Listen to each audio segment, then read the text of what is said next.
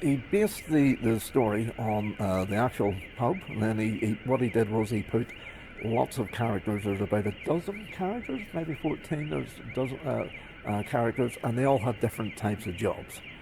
So you had these bunch of people, all from different backgrounds, and essentially they would tell tales that would reveal about themselves and what they were like, through the tales that were told, and also through the prologues about them.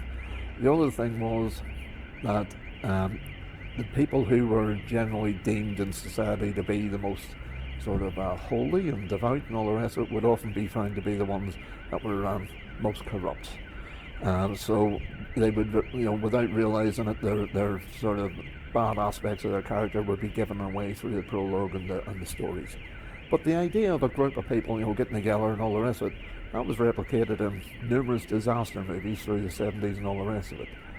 Chaucer wasn't the first one to use that method. Like there's Roman times there was people who used a similar sort of method, and then just before Chaucer, I think there was an Italian guy called Decameron, Boccaccio was Decameron.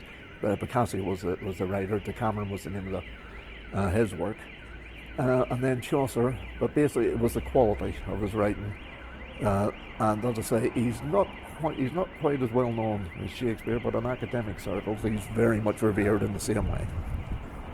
So that is the site of the Tabard Inn, where his Pilgrims set off from. And as I say, much like the inns and the stables and whatnot, every 10 miles they would have had a rest, had to let the horses rest and then move on.